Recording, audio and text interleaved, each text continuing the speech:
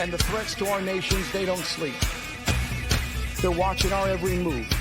Iran, Russia, China, North Korea, ISIS, Al-Qaeda. They may be watching this right now. Our military should not be mistaken for a cable news gabfest show. We don't care what you look like. We don't care who you voted for, who you worship, what you worship, who you love. It doesn't matter if your dad left you millions when he died or if you knew who your father was. We have been honed into a machine of lethal moving parts that you would be wise to avoid if you know what's good for you. We will not be intimidated. This entire military is one.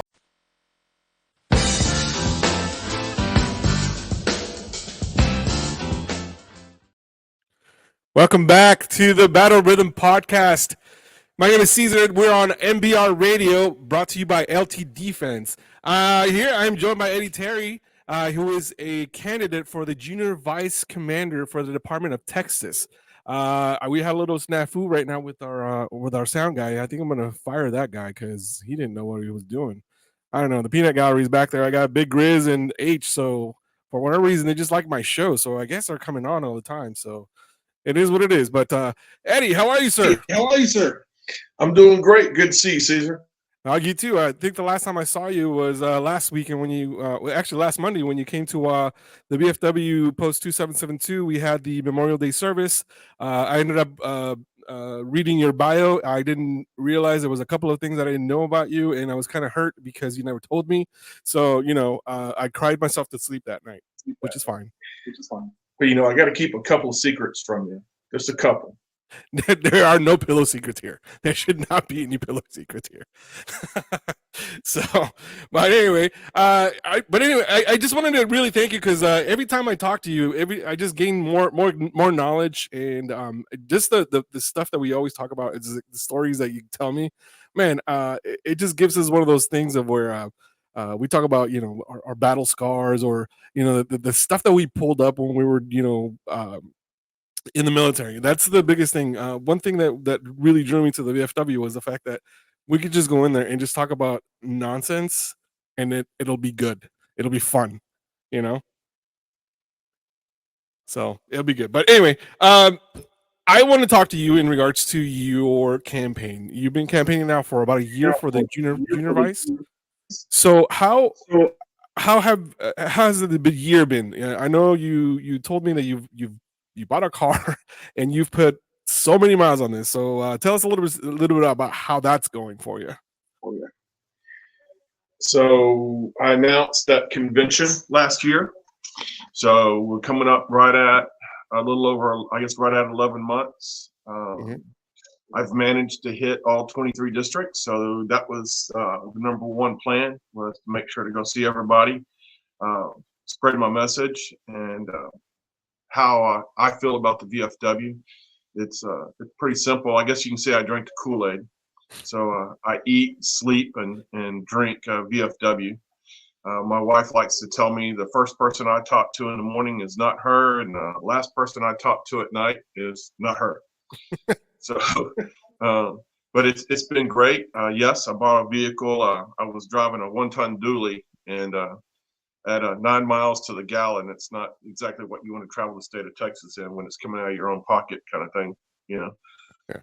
So bought a little car, and I've managed to put 36,000 miles on it this year just for the VFW. So it's been a good time. And it's not tax deductible, unfortunately. And it's not tax deductible. So, but it'd be good. The one thing that I haven't really asked you about in regards to your campaign is it's really a 1-year campaign, but it's for a 3-year term, because if you do end up getting, you'll end up going up to senior, to the commander in the department. So it's really a 3-year campaign.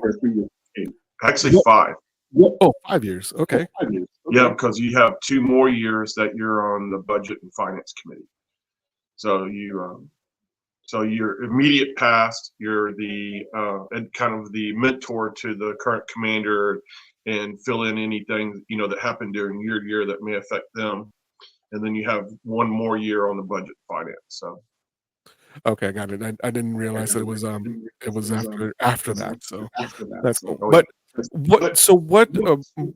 once you do get to that level, what is your vision of having the for the VFW? And I'm talking about it because it's not really everything that you do as far as your platform. It doesn't just really pertain to the VFW. It also pertains to other veterans because we kind of set the standard of things that we do for everybody, right? Even for other organizations and for veterans in general. So where are you envisioning once you become a commander? Wow. So, I mean, it's kind of a loaded question. So you have your junior and senior year, you're really supporting the current commander, especially as junior.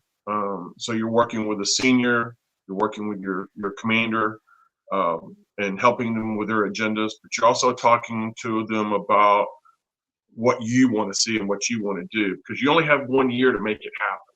And so, Right. you got to really pick and choose what's that one or two things I can get pushed through. If you put too many things on the plate, it's just not going to happen, you know? So you work with them, and if you got a good working relationship and it's something they agree on, it's something they kind of start planting the seed and getting it watered. So by the time you get to the commander seat, it's already starting to flow, if that makes any sense. It does. So, there's an old saying in the VFW, nothing happens fast. It's one of those things. Our membership and people in general don't like change. So, it's you got to kind of work it in real slow. My big issues are legislative. A few years back during COVID, in the state of Texas, the governor shut down every VFW post. And then we had a lot of issues with TABC because not every agent interpreted the ruling the same way. So Right. some VFW posts you went to, they would allow you to go into your meeting hall as long as you had space to separate everybody. Some people wouldn't let you in the building, and some of them wouldn't even let you on the property. You couldn't even go in the parking lot. And so we fought that and tried to find workarounds. How do we go about doing this? And so unfortunately, the VFW had kind of walked away from the political arena. And what I mean by that is not getting in and supporting any one candidate, but getting involved in the issues. And at the state level, not the national level, but state level. And so that is something we've reinstituted. We've at the point now that we have congressmen in the state of Texas calling us and asking us to come and testify on issues that are related to veterans. And so that's really helped us in that arena where we now have a voice on anything that's going to affect veterans in the state of Texas. They really want our input. And so I think that's a really big push that we never allow that to happen. And so here a couple of years ago or last year, I had a chance to go to national and speak with the congressman there. And one of the things I learned is every year veterans benefits are on the chopping block. Right. It's they look at it every year, and we have to go in and fight to make sure that they don't take those benefits. They're always looking from somewhere to pull money for whatever little project they want to work on. And so we have to go in and let them know that, hey, this isn't going to work in your favor if this happens. And that kind of ties into membership, because if you don't have the numbers, one, you don't get to talk to them, and two, they don't really listen to you. And so, over the last decade, our numbers have been dropping in the VFW. So Iraqi, Afghanistan vets, we need you. Come join. We need your numbers. Your membership's a vote, and it's a voice when we're fighting these people. Yeah. So then next is communication. I have a firm belief that knowledge is power and power is knowledge. And so if information from the top is flowing down to the bottom and membership itself is not getting that message, then how do they know what needs to be done or what the issue is and how to fix it? And it's the same way going from the bottom back to the top. If it's not getting from the member to the commander, how does the commander know how to adjust fire to make sure that things are getting done? If that makes any sense. And then, of course, last is training, and that still ties into power is knowledge and knowledge is power. And that is that we have so many new members, or we have that brand new commander or that brand new quartermaster. How do they know what to do if we never train them? And in a lot of cases, we're asking a volunteer to run a business. So, a lot of posts have canteens. Well, that's a business of the post. Mm-hmm. And that's where a lot of our issues are. But it ties into the membership doesn't know how to run a business, and we need to train them on how to do that. And it's really been a conflict within the VFW because they say, well, we don't get involved in canteen issues.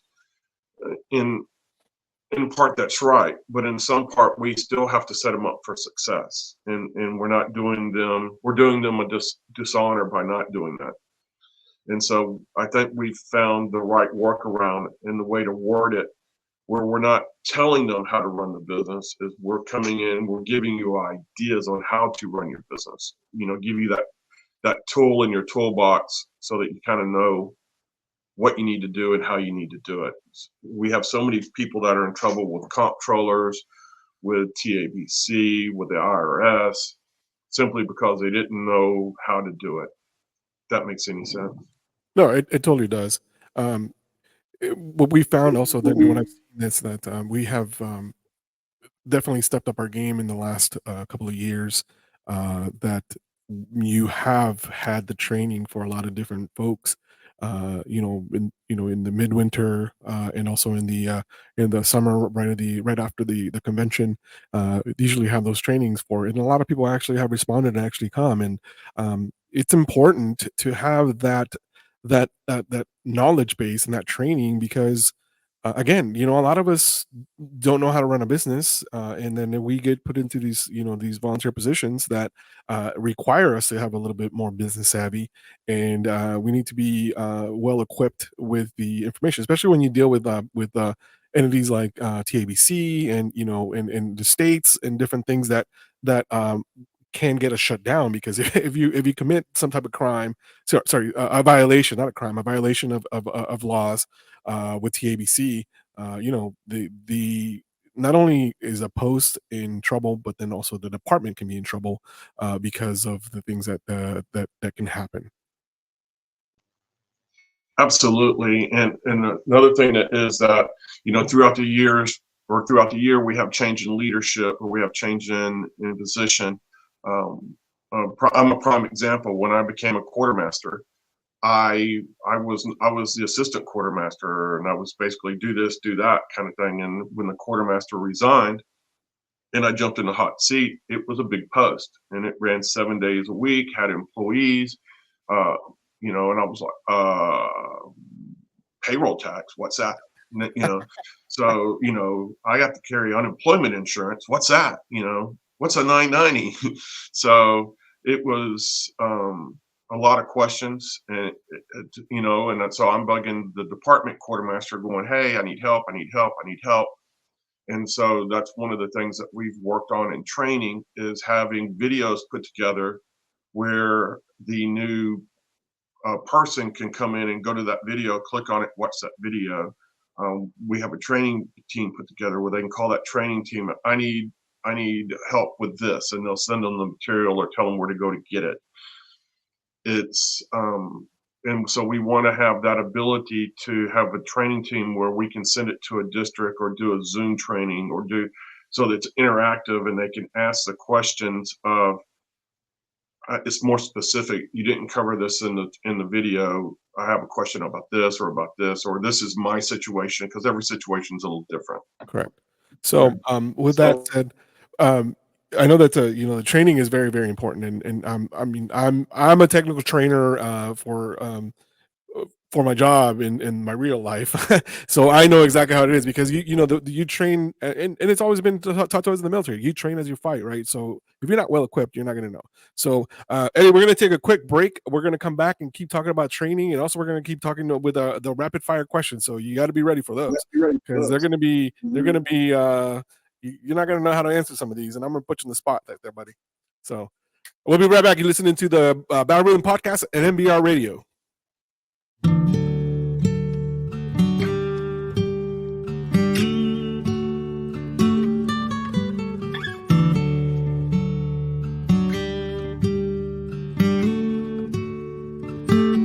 There's a bottle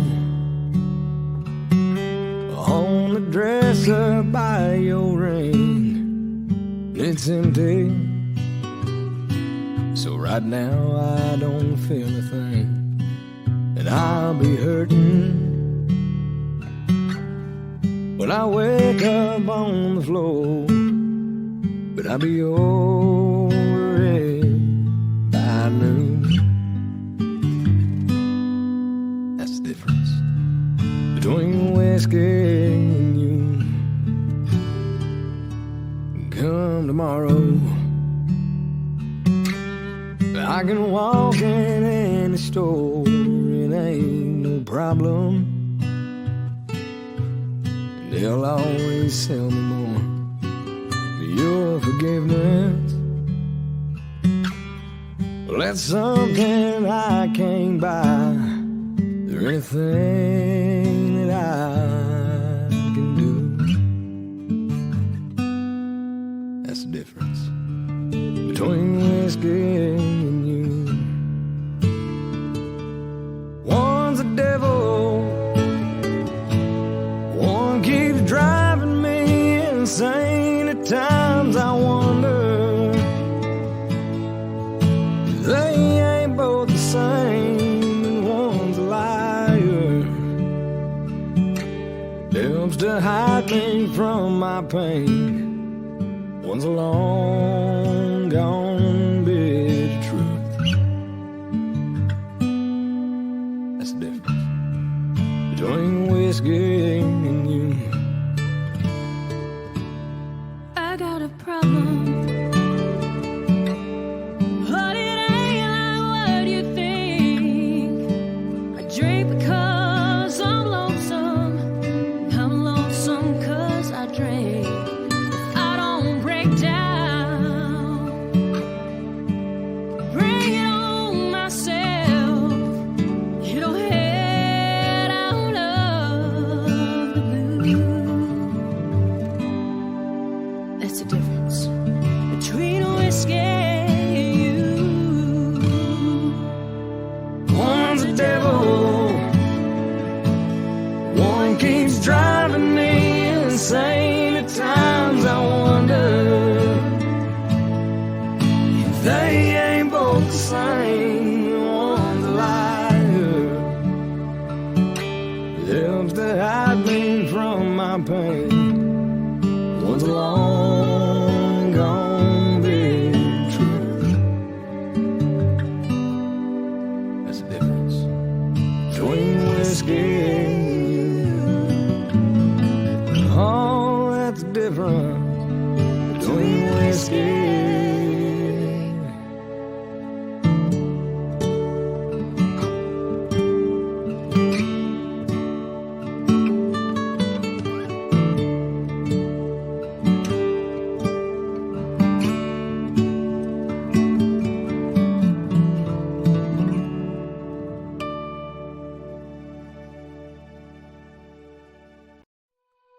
You are listening to the Battle Rhythm Podcast on Military Broadcast Radio, brought to you by LT Defense. You can find us on the web by going to mbradio.us. You can also download the app on the Apple Store and Google Play. Opinions expressed in this program are those of the speakers and do not necessarily reflect the views or positions of any entities they represent. Find us on the web at mbradio.us. Welcome back, everybody. This is with the Battle Rhythm Podcast on Military Broadcast Radio. Brought to you by LT Defense. They're great tactical stuff that they have a bunch of stuff. I was looking at their website the other day, and man, I want to get all that stuff, but I can't afford all that stuff right now. Just can't. So, but one day maybe I'll win the lottery and actually get some stuff. But we'll see. I thought you said I got a 500. Say again. $500 gift certificate for being on the show. Oh yeah. That's LT Defense. It's in the mail. Don't you worry about it. It's in the mail. Shut up, H. Nobody, the peanut gallery over there. As you know, I'm joined by my producer, Big Grizz. I'm calling my producer now because I tell him what I need him to run, and he's running it. Although he ran it incorrectly this morning, I'm already firing him. Yeah, I was gonna say that was kind of funny. Yeah, so run this promo, and the song came up. I'm like, that doesn't look like Okay, I think maybe you froze Caesar, so I'll keep talking until he unfreezes. There we go. And no, he's not frozen. He just doesn't move. He was SF, man. No, I was talking about you. Oh, me. Oh, I move all the time, man. Look at that. Oh yeah, check it out. Cause look, I can do it.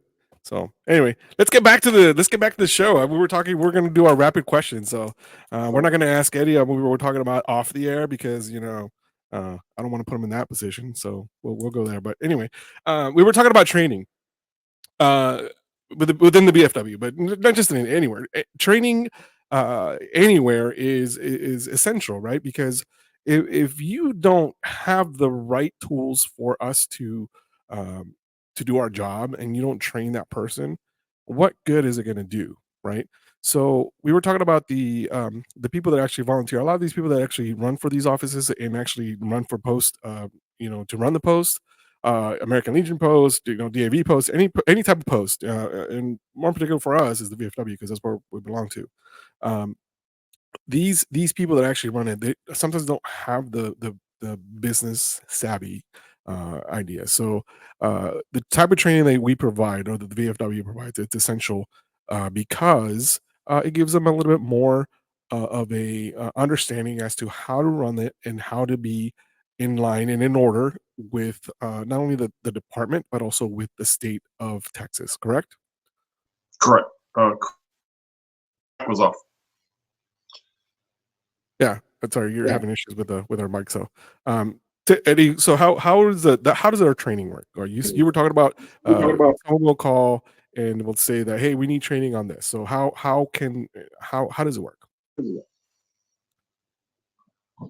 So we put together a training team, I guess 2 years ago. Hold on just a second. Sorry. Give me just a second. I close the door. Yep. We're going to close the door. This is how we're live. People don't know what's going on. Yeah, we don't want to listen to the dog bark. Okay, so a couple of years ago, we put a training team together. And the idea was that they would go travel to all the different posts and districts that were having issues and train them on those issues. All right, so you put together a 4 to 5 person team and you're going to send them somewhere. All right, well, it was a little more expensive than everybody thought it was going to be because then you got to add in mileage, per diem, hotel room, so, and then if they have a job, they got to take off work. So, all right, change of plan. So we're going to set up videos. We're going to have these videos set up. We're going to put them on there. And that's a great idea. But then the membership comes back and they say, well, I watched the video, but it didn't answer my question, So, and then during COVID, everyone got real comfortable with Zoom. So now Zoom is the new tool. So as we continue to do that, the training team has been doing an outstanding job on the membership coming to them and go, okay, we would like training on this. And so they put the material together and we're in the process now of whenever they go give that class of doing a recording of the class. So that class is on file for people to go back and look at as an archive. So we want to continue that progress. We also changed the training that we do at our officer training school. For years, I could almost quote what the instructor was going to say word for word because it had been the same thing for years. I could almost give the class without even stepping into the room and looking at the PowerPoint presentation type thing. So we revamped everything, we updated everything to come in, and then we did something that was a little controversial here a couple of years ago, and we changed the training so that if you were on the command track, you go to these classes. If you're on the quartermaster track, you go to these classes. And then membership, you pick and choose out of those which ones that are most important to you. So we give them I won't say the two most important people, but the heads of your post a track to go down so they know what classes to go to. And we got great feedback on that. And so now it's just a process of continuing to go to the membership and go, what is it that you need training on? What is it that you would like to see training on? And then finding ways to fit them in there. Everyone has to realize, though, that we're trying to put out a lot of information in 3 days. And, I'd like to think that when you go to this, your cup overfloweth with information. I know that I pick up something new every year. So every year I go, I'm like, oh, why didn't I know that? Or why haven't I picked that up yet? So it's definitely going in the right direction. I'm a firm believer if you're not improving, you're stagnant. And if you're stagnant, you're going to go backwards. You're not going to go, your organization will start to fail basically. Right, and we can't get stuck in the old ways, right? We need to be evolving with the times because, and I had this conversation with Lynn Toomer, who was a friend of the shows, and he was on my first show with NBR Radio, and we were talking about we need to embrace a lot of the change, right? A lot of us are so set in our ways that we like, nope, this is the way we ran things, this is the way it's going to go, and this is what to a point that worked for a long time, but things are different now where we have to be more with the times, right? Like I know that Lynn hit one of his platforms things is technology. Doing podcasts like this, like I'm doing, where we give our information and then we have a lot of resources. I have been able to use this platform and this medium to actually get a lot of different veterans to different things. A couple of weeks ago, I sent you a text. I don't know if you remember this. I sent you a text and said, "Hey, you live in Tarrant County, right?" And you're like, "Yeah, sure do." I was like, "Hey, I have a veteran who is in need of assistance." One of my listeners actually was the one that sent me the text and said, "Hey, do you know anybody over there?" I was like, "Yeah, sure, I do. Give me a minute. I'll try to find something out." And what happened is that uh, we were able to, because I reached out to Eddie. I said, "Hey, I need do you know anybody what's this area over here?" And he said, "Oh, that's this post." So he sent me the commander's information. I gave him that same thing. I sent it to the person that texted me originally, and they were able to actually get assistance for this veteran who I don't know the full story. I don't know if he lost his job or whatnot, but they were about to lose their house and their car. And the VFW stepped up and actually gave him $500 and donated $500 so they can actually eat, because they're like, hey, they're having a lot of issues. Like they can't eat, they can't do this. So thanks to you, Eddie, that was that was huge for them. So we put the VFW. That's what we're about. Helping other veterans. I'm glad that all worked out. And speaking of what you're talking about, my backdrop you have there, but we've always done it that way. So, and I'm a firm believer in that. A short story. Early on in my career, I had a first sergeant that was a little rough around the edges. We'll go that way. And so he would come up with this stuff, and I would go into his office going, "We can't do it." And why? I said, "But that's not how we do it. We've always done it this way." And he would make me do it differently just because, even if it wasn't the best way. So I had to learn different ways to come into him and explain, we've tried that before. It doesn't work. This is why, or we do it this way because, and here's the reasons. And so I learned very quickly that it doesn't hurt to try something new, to see if it works. And as I progressed in my career, I started doing the same things. If I had a team that, what we've always done it that way, well, we're going to change it up just because, and for no other reason. Just one, to get out of that rut, and two, to try something new, get yourself and get them out of that comfort zone in order to grow. Yeah. So I spent a lovely 36 months on recruiting duty, and I had to. We didn't agree with each other. I didn't like recruiting command, and they didn't like me. But I was successful. I survived it and moved on to other things. But it taught me a lot of things, and one was to not be afraid to get out of your comfort zone. Right. To try that new thing, to reach out there and grow. So it was a very good learning experience. Right.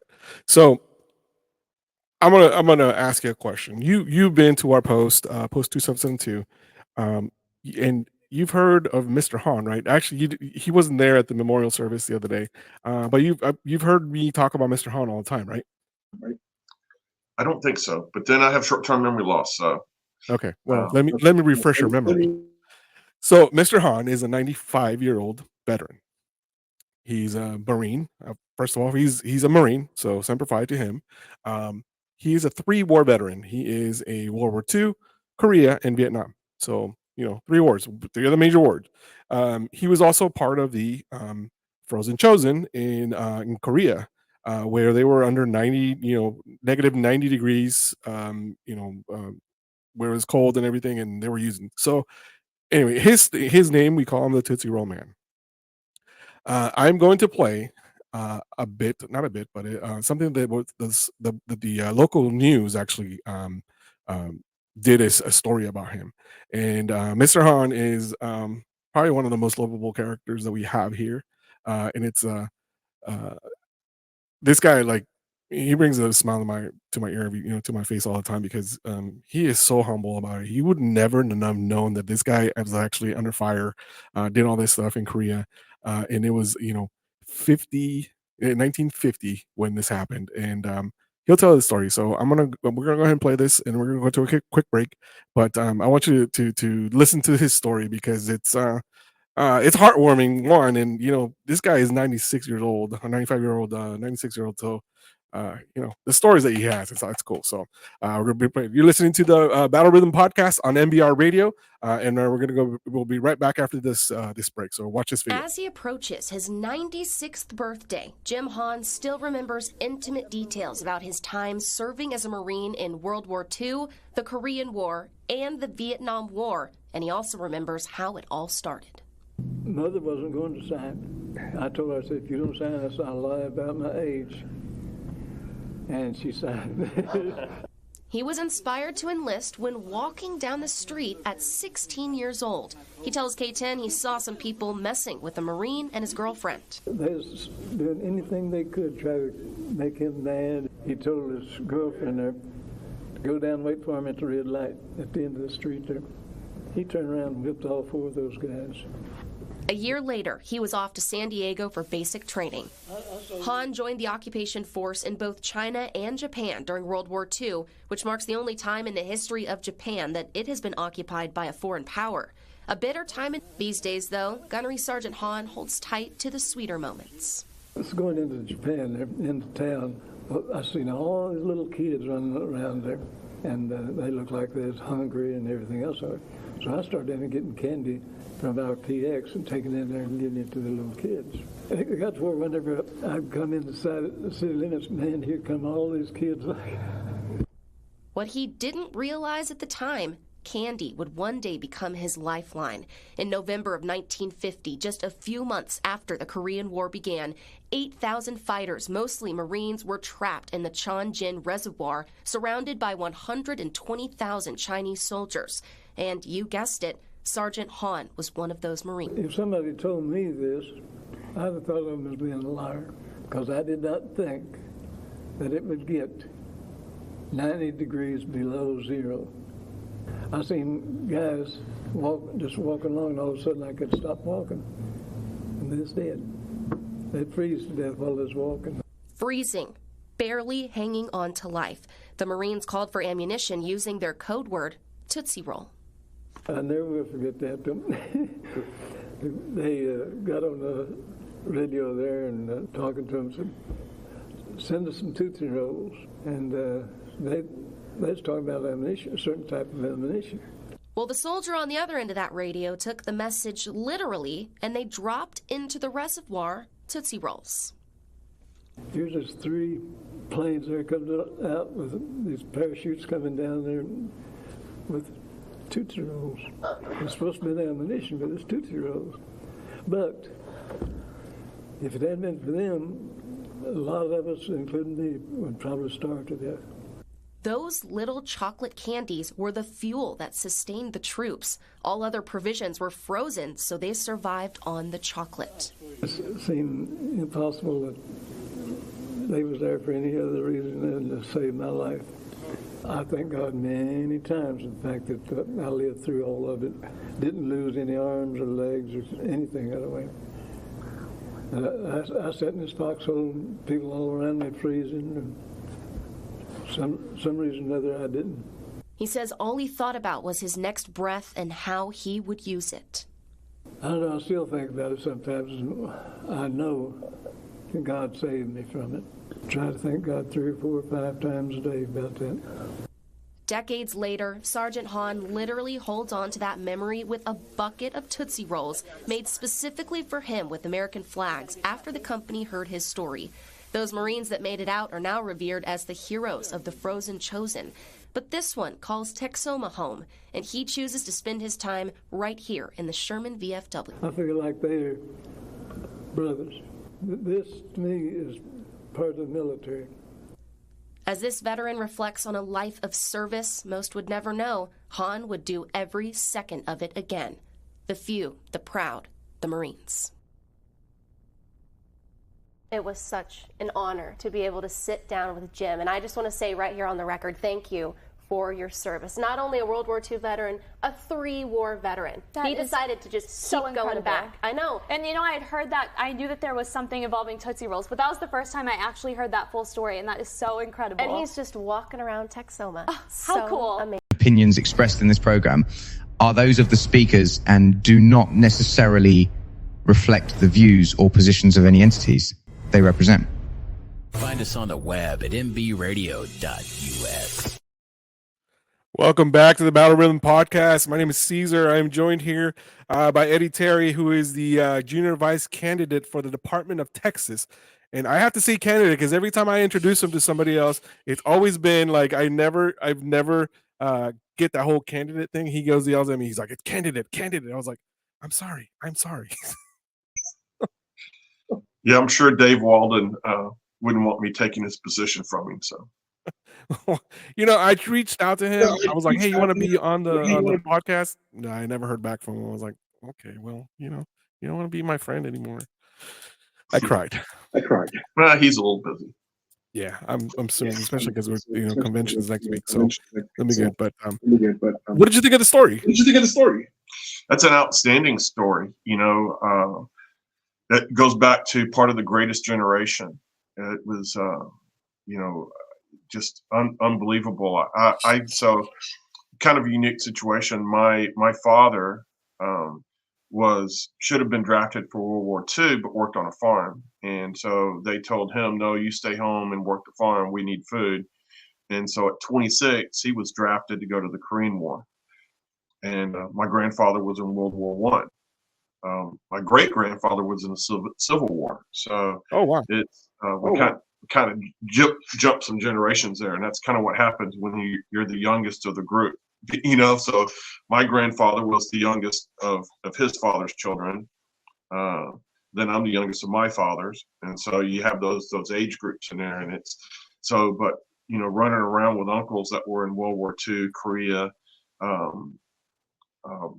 And hearing stories about your grandfather that was in World War I. So, and what they went through compared to what I experienced in my combat time is it's definitely definitely some changes in time.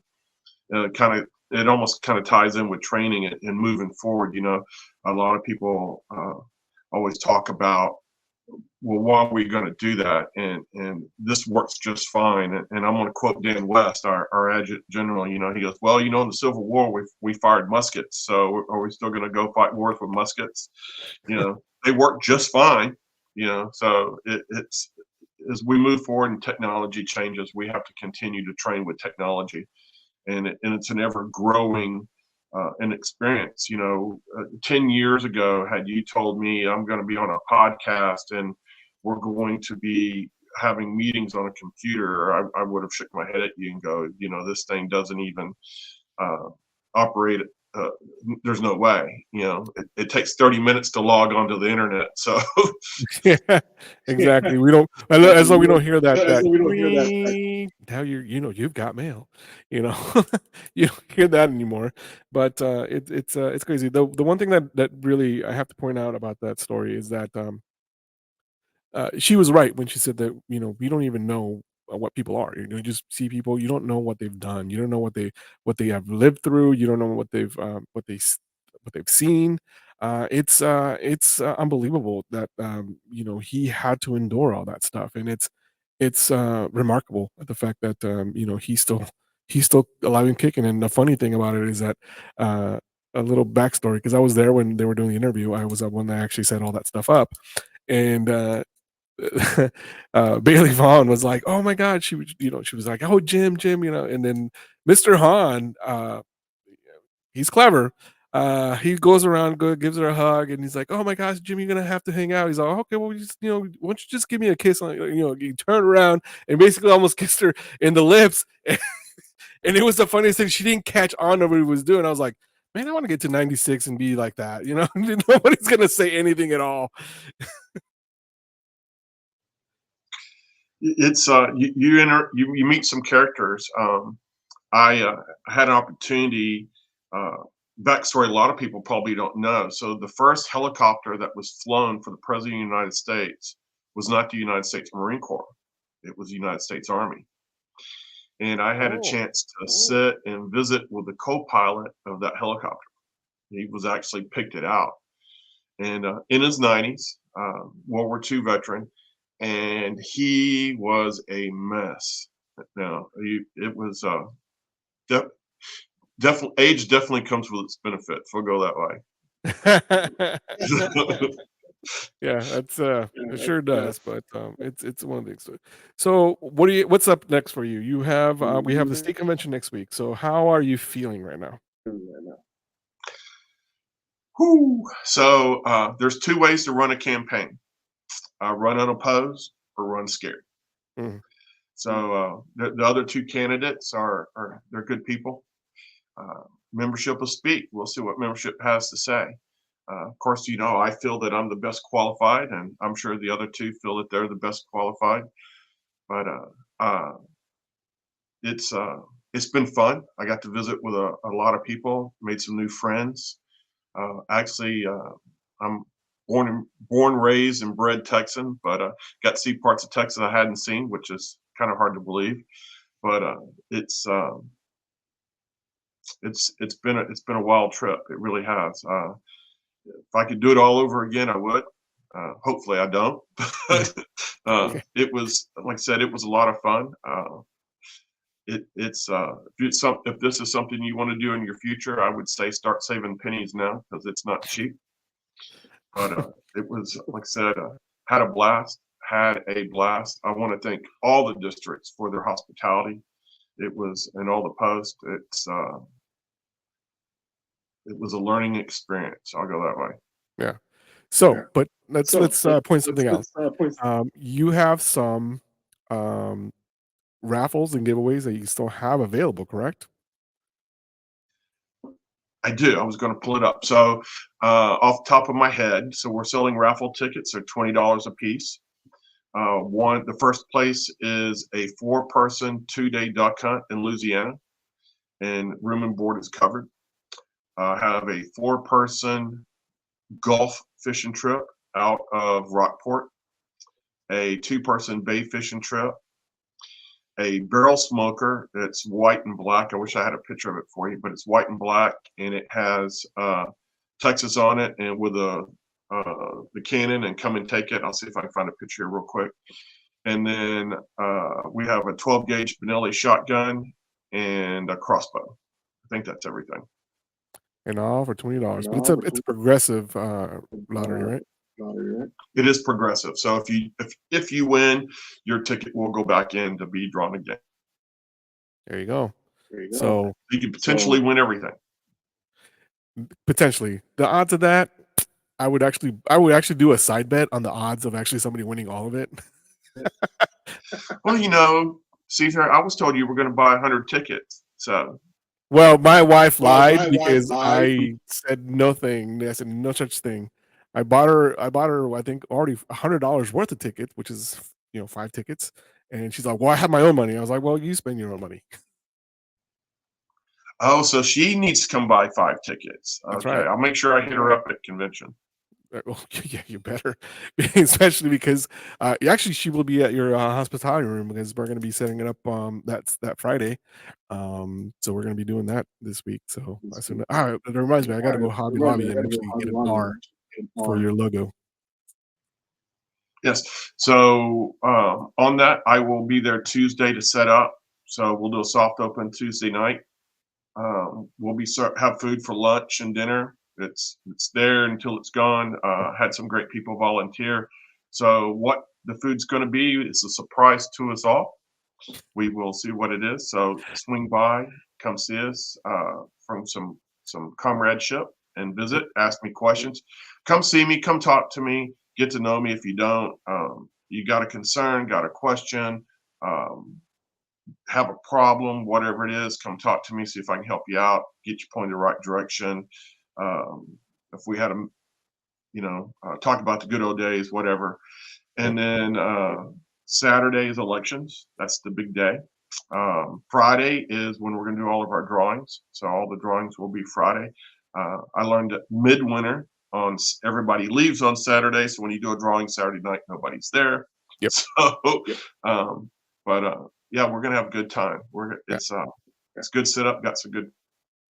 For more information, you can always get a hold of me through my Facebook stuff, through all my socials. You guys can get a hold of me for all that stuff, and I will be I'm more than glad to actually give the money out to Eddie.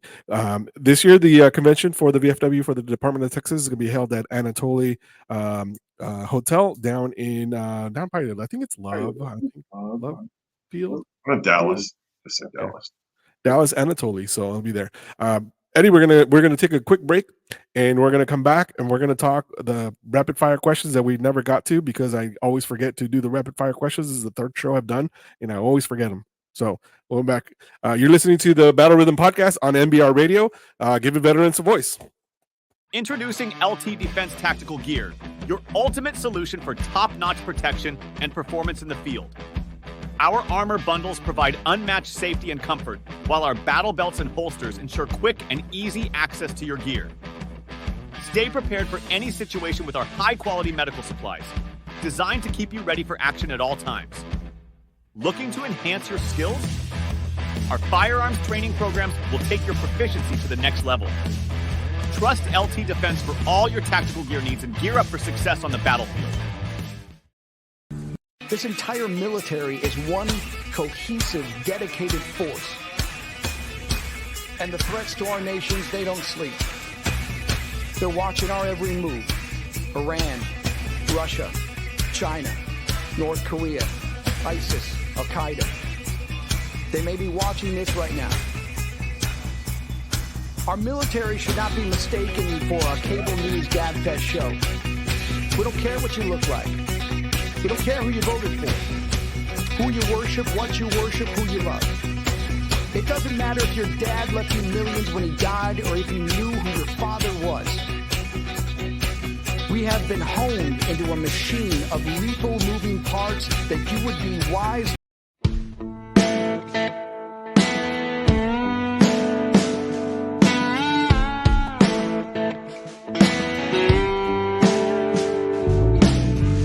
She needs a little whiskey to sing the blues. It strips her down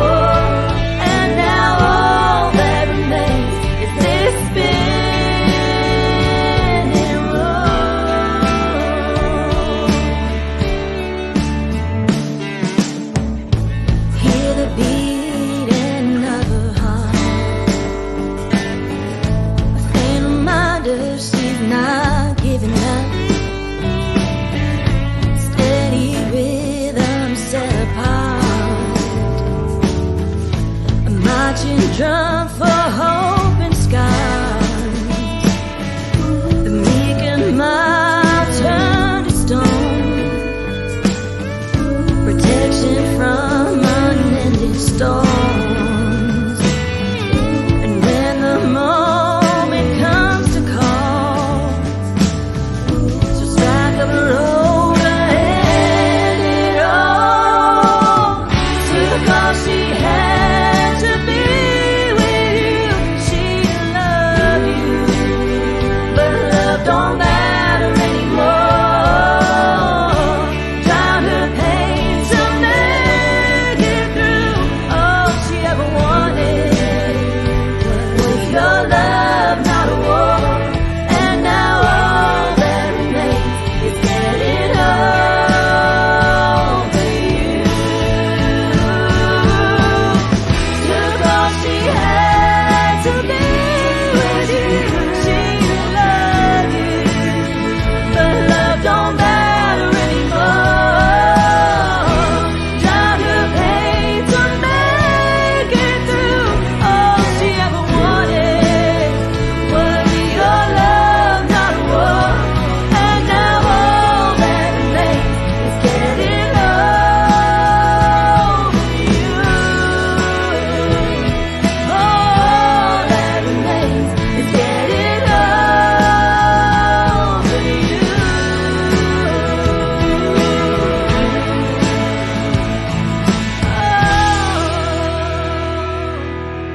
Opinions expressed in this program are those of the speakers and do not necessarily reflect the views or positions of any entities they represent.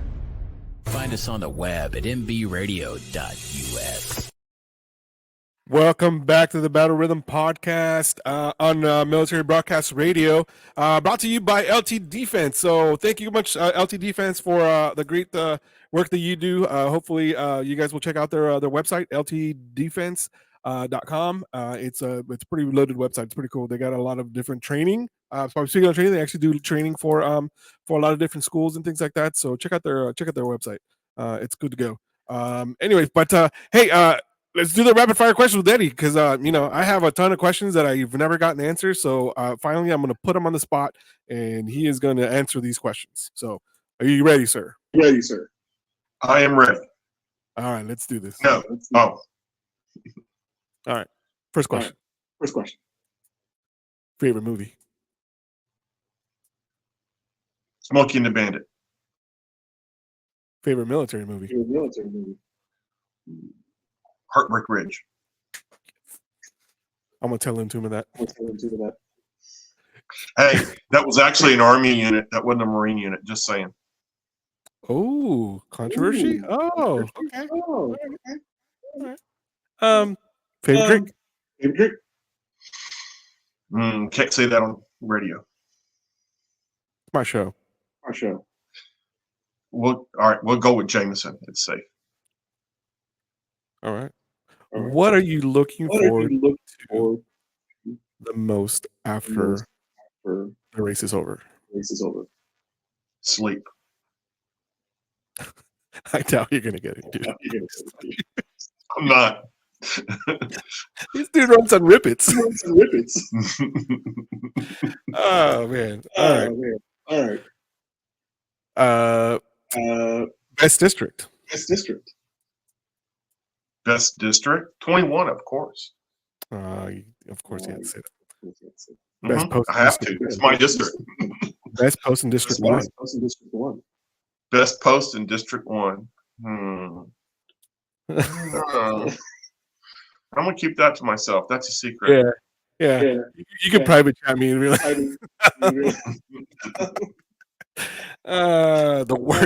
what's the worst experience you had on the trail so far? On the trail, wow. Getting caught in a hailstorm on the road, especially in the new car, because it was a little loud. Not used to something like that. It was. I was wondering if the car was going to survive or not, but we came out of it okay. What's the most memorable thing that you came out on the trail?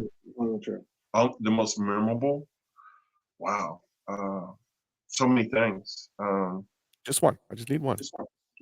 I know. I'm trying to pick one. You said the most memorable. That's your podcast. We'll do that. This is just the icing on the cake, man. But thank you. Appreciate it. My two listeners. Loaded questions. Loaded questions.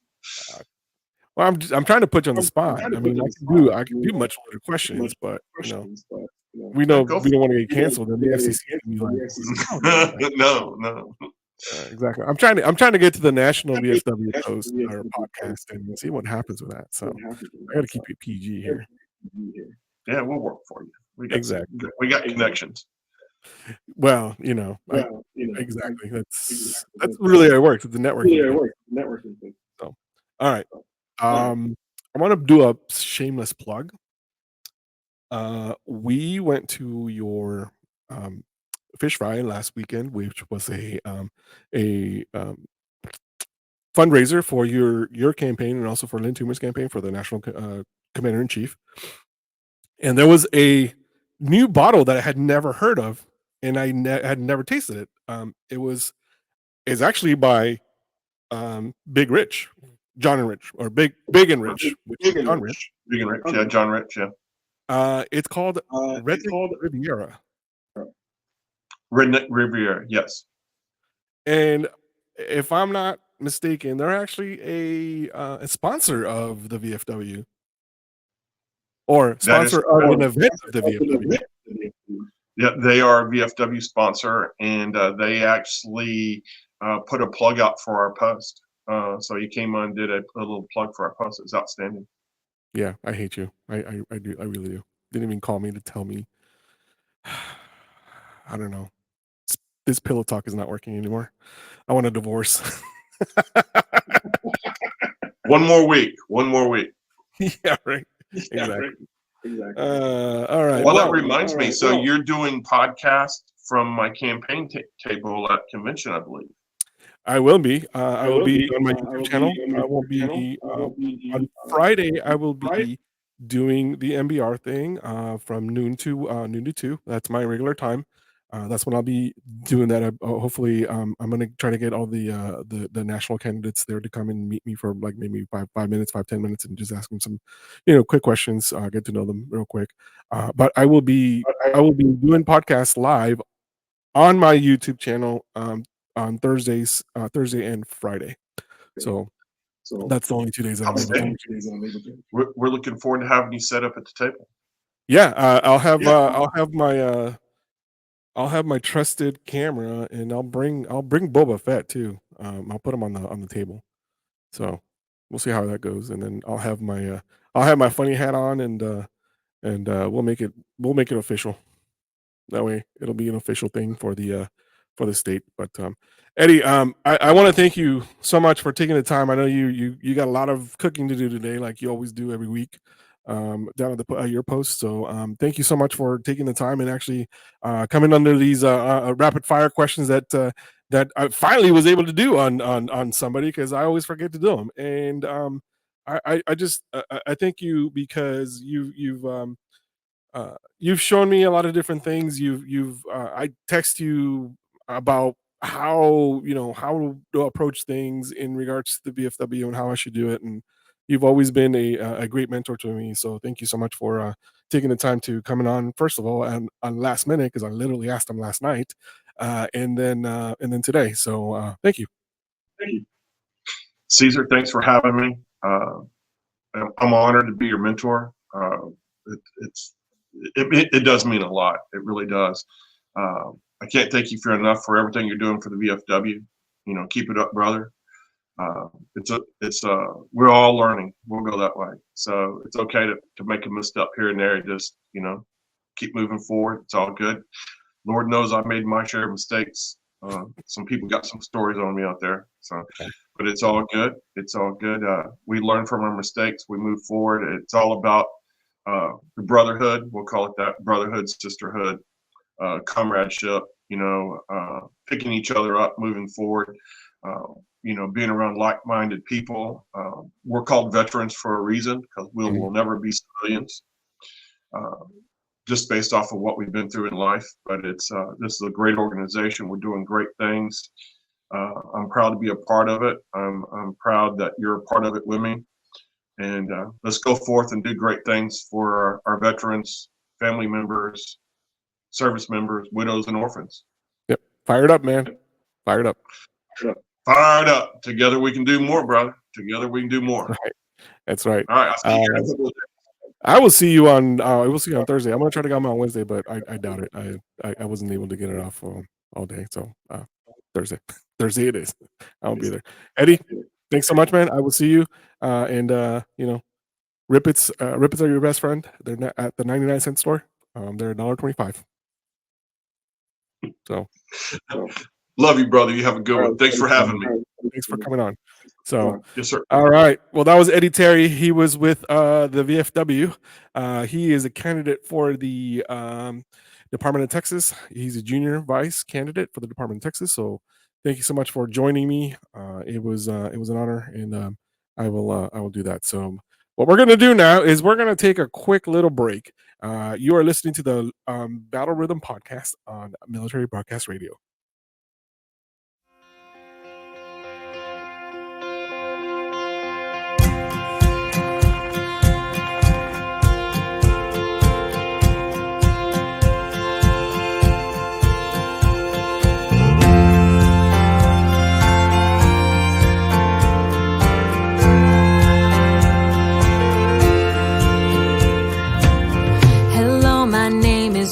Too big,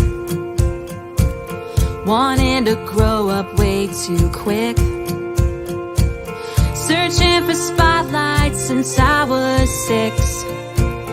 Hello, my name is Dream Too Big. Hello, my name is way too loud. My voice can cut right through a crowd. God make fun of for it, but who's laughing now? Hello, my name is way too loud. I know I've had my moments and I've had heartaches, but God is making miracles out of my mistakes. You can say I won't make it, and I can tell you that I don't really care. 'Cause hello, my name is going somewhere.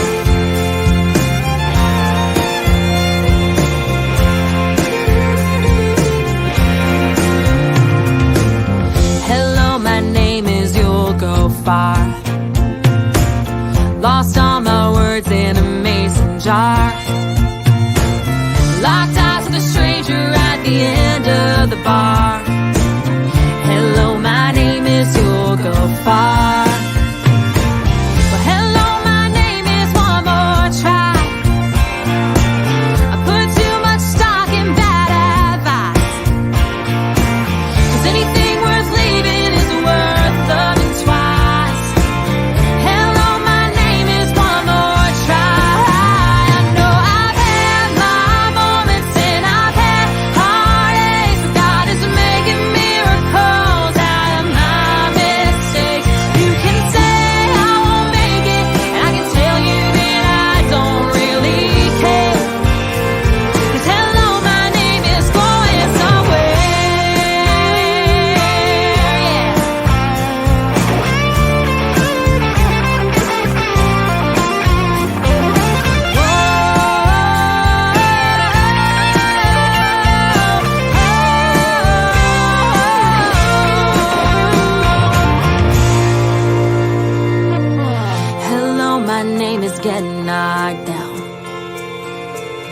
You're never gonna leave the ground.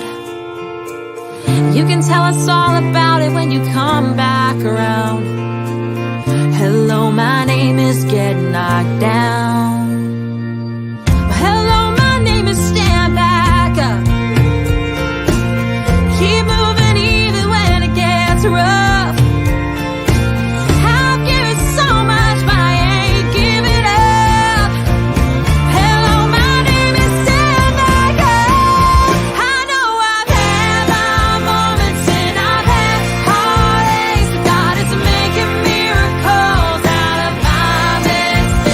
You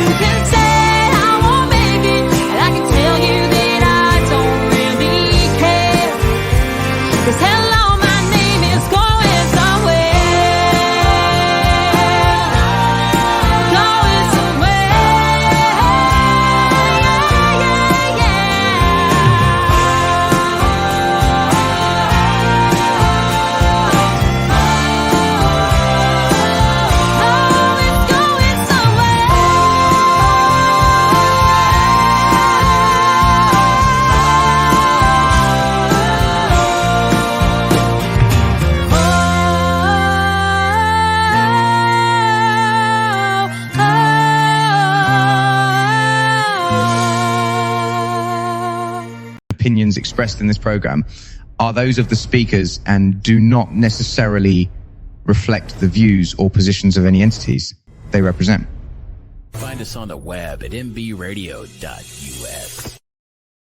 Welcome back to the Battle Rhythm Podcast. I am Caesar. We're on Military Broadcast Radio, MBR, brought to you by LT Defense. So, hey, we just had a great guest, Eddie Terry.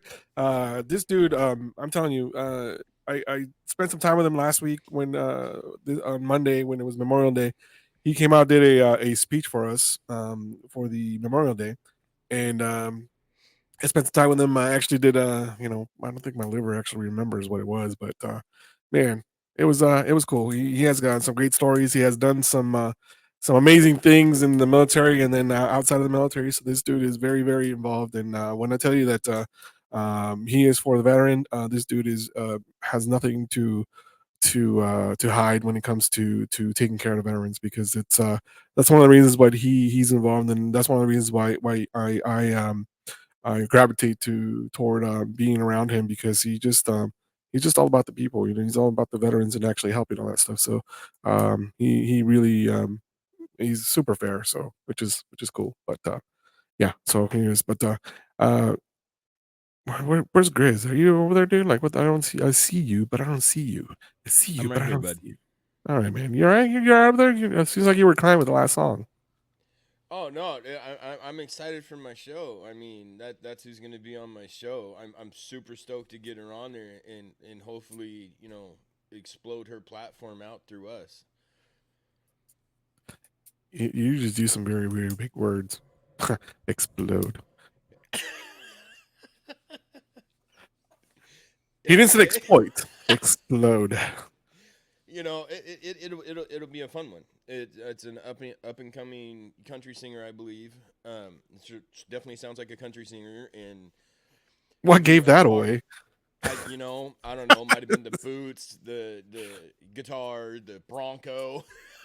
Yeah, I had a friend of mine. He said the guitar. He's like, and every time I said somebody guitar, they would get pissed off. It's guitar. It's like, hey, it's a sitar. Yeah. No, I'm super excited, and you followers, that video you watchers on watching Caesar here, that video we just played will be on the next show after this on the Big Grizz show. I go live an hour after his ends. Oh, so you did change your time too? Oh, okay. I did not change my time. See, I was the only one that changed my time. You Change. See, we don't do change very well around here. It's fine. It's fine. Fine. That's fine. I'm fine. Whiskey helps. So. Yep. See, no, not for me. I mean, you were asking him what his favorite drink and stuff was. I used to drink a lot. I don't drink anymore, but mine was Jameson. Jameson on the rocks. I'm right there with him. We're an Irish mule, Jameson and ginger beers. Those are good. Oh man, good times.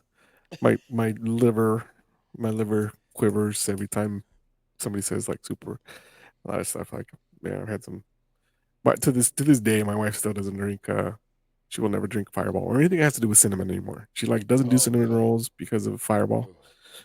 Funny story. Like, we were actually house hunting, and we were moving from California to Texas because job brought me out here, and I called my buddy Matt. He's Air Force. He was Air Force, and he worked with me.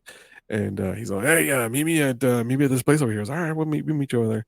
Dude, we were there for like 4 hours, 5 hours. I think it was longer. Just shot after shot, just drinking. It was like, oh shit. It was one of those things. I just kept going, and then the bartender, his name was CJ. He's like, tell Cynthia, he's like, hey, might want to watch it. This dude has no liver whatsoever. He'll just keep drinking and drinking, and the next thing you know, like, she's like, oh no, I'll be fine. She's like, I'm a pro. She's like, I drink tequila all the time. He's like, okay. So, sure enough, the next day we're house hunting, and then we go into a house and it smells like potpourri, right? Potpourri has cinnamon. So she walked into the house. She's like, I'll be back. Goes outside. No, are you all right? She's like, I hate Matt. Yeah. I had my younger years with Fireball and Aftershock. Do you remember Aftershock with the crystal? Oh, yeah. Oh, Boone's Farm, dude. oh man, when it comes to cinnamon, I can't even. I like the smell of cinnamon in like apple pie for like Thanksgiving and Christmas, right? Anywhere else, I can't stand it. It's just that gag reflex that it's just like. Bleh. Same with the smell of vodka. I mean, once you get alcohol poisoning from any type, you can't even stand the smell. Oh yeah, yeah. The vodka is supposed it's odor. Oh, it has an odor. It's not odorless. Well, an odor after it comes back. Oh yeah, then you smell like a rotten potato after you start sweating it out. It's like, come on, you're not hiding nothing. Exactly. So, but hey, do you follow baseball any by any chance? I've been watching the Mariners standings. I'll go to games. I don't watch them on TV. No, but I'm okay. I mean, I'm from Washington, so the Mariners are doing decent right now. They're beating the Rangers. They're ahead of the Rangers right now. Oh, I'm not a Ranger fan. I'm a Dodger fan. So, you know. Well, I don't know where the Dodgers at. I think the last I looked, the Mariners were in the top 10 in the league right now, somewhere between 1 through 10. Dodgers number 2 in baseball. Thank you. Well, hey, good for the Dodgers. Yeah, we probably should watch Bourbon and Ball because they know a lot more about that. Yeah, I'm gonna call their show one of these days. It's like, who's this? Oh, this is Dave Roberts. And be like, what? They're like, who's Dave Roberts? Oh, you know, Dave Roberts. No, man, I watched their show last week, and man, they run through everything when it comes to their fantasy league for baseball. Oh, you lost me there, dude. I have like no interest in like fantasy football. I don't do fantasy anything, but they know the stats of the different players, and they were running them out, and it was very interesting. Yeah, well, it happens. So, for whatever reason, H is in the back behind it. Why is H like? I don't know. You see that? I don't know. But if we just went like this, and then it's just, it's just like, oh, okay, well, there he is. There he is not. Well, actually that half circle there does look like his head. It kind of does with his headset on, and you know we're giving veterans a voice. Yeah. Although his voice is very quiet right now, which is fine. It's fine. I don't think he's there. Well, obviously he's not, and you know I didn't put a bell on him today because it wasn't my turn to watch him. That's just weird. I don't know. This is something I'm gonna have to go. I'll have to learn with him because I don't know why that's up there when it's on a layout for 2 people. You know what I mean? Yeah, he left the mic on too, and if I talk loud enough, maybe he'll be like but I don't know. I'll probably just throw a frag grenade in there and something. You know what I mean? It'll probably scare the heck out of him. He's like, what are you doing? So but I remember I was doing a training down at NTC, and it's down in California, and I got hit with I was hiding behind, or I was in like a foxhole, but it was like a big weird like almost horse trough that was in the ground, and I was inside of it. And one of the Op 4 threw a damn flashbang, and it landed right next to me and went off right beside me in that thing. I mean, I lost vision, hearing. I mean, I was completely like out of it. I was like, whoa, these really do work. Oh, great. You're like peanut butter jelly. Yeah. Oh, yeah. Oh, man. I remember so the unit I was with in the guard, the battalion actually belonged to the 11th ACR. So we were doing a lot of training over in NTC all the time.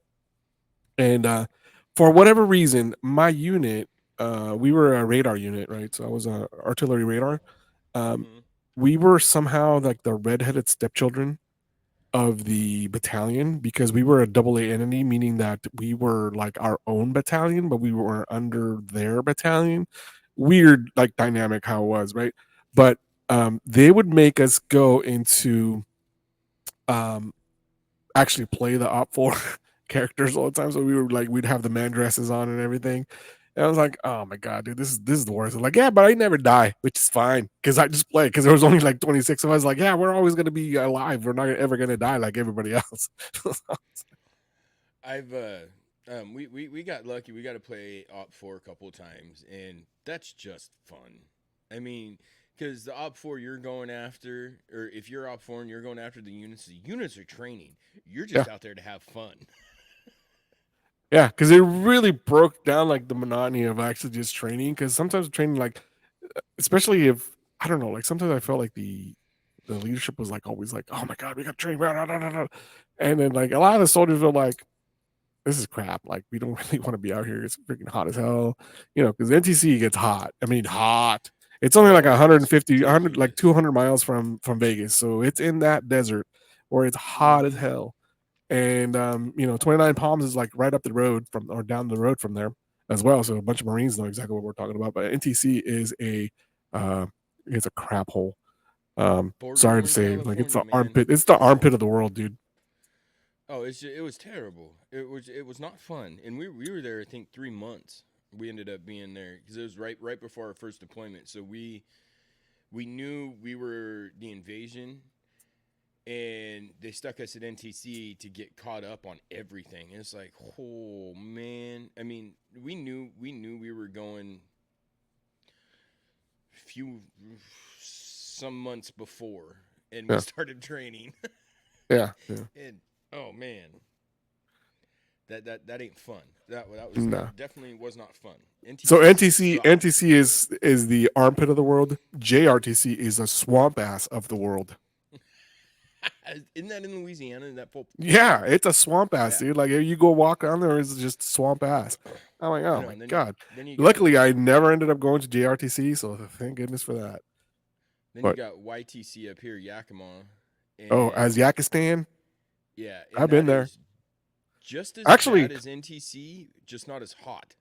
2009, the Washington Guard. There is a radar unit that actually is up there. I don't remember the name of it, but it's up there. They called us in the California Guard for my battery. So my battery was a radar unit. So my unit had been deployed constantly, and we were going left and right. We were going all the time. So what happened is that they called us. They're like, oh, these guys have actually been running the new radar. So why don't you just come up there? So we actually did our 2 weeks up there, and that was the first time they actually had fired live rounds in the area. And we were actually tracking rounds, dude. It was actually pretty cool because that was the first time in 10 years that they had run any radar operations. So that was actually pretty cool to actually have been part of that. And, yeah, it was live fire. Mm-hmm. Really? Yep. That's interesting. We had artillery rounds. They had howitzers, I think. And we were tracking the rounds, so we had two different radars. They had the Q36 and the Q37, and they were in different areas. They were set up in different areas, so it was pretty cool. The funny part about, I think I talked about this the other day when we were there. We had several people in my section that were advanced party because they went out there with the radar, and they're like, oh yeah, we're gonna get advanced. So we had 3 rental vehicles, and we were like when you go into Yakima, there's that road, and then it takes you back out toward the ranges, right? So like the barracks were like literally as soon as you come into the gate, the barracks are right there, and then we were there. And the funny part is that we had 3 rental vehicles because there's our section chief, our section sergeant, and I think our supply sergeant were there. They actually had the vehicles, and so we were the first. As soon as you go out and going towards the ranges, we were in the first hill that was that was able to actually track the rounds, and we would go back and forth every day to go take showers, go do our laundry and everything, everybody else. So we had Sergeant Bobadilla, I'll never forget it. And then especially Stringfield. Stringfield is a Desert Storm, Desert Shield veteran. He actually got a Purple Heart. I did one of my podcasts, is actually on my YouTube, and he was one of my guests, and he was a fister, a 13 Fox and a Fister. So they actually ended up going out there, and they were out there for like 2 weeks. And then we came back, and like we're all nice and already dressed, and then we're like, "What the hell's wrong with you? You guys just got back?" He's like, "Yeah, we spent freaking 2 weeks out there." I was like, "Have you not come in and taken showers?" He's like, "No, we were out there for 2 weeks. Did you guys?" I was like, "Yeah, every day." He's like, "You sons of bitches." Yeah, see, we didn't get to do that. We went out, we were in tents. We didn't get any of that. I mean, we didn't, even at NTC, we didn't get to do any of that. Yeah, that's funny. H is what were you in he the just coming in and out, like he looks like he's just did his daily stretches. He's meditating over there. What is he doing? What are you? He doesn't have his headset on. Oh, I know. He put What? it down to where it was just you. Oh, look. What is he doing? Don't try to act like you know what you're doing, bro. He looks like a Buddha. Wait, what are you doing? What are you doing? Hi, Buddha.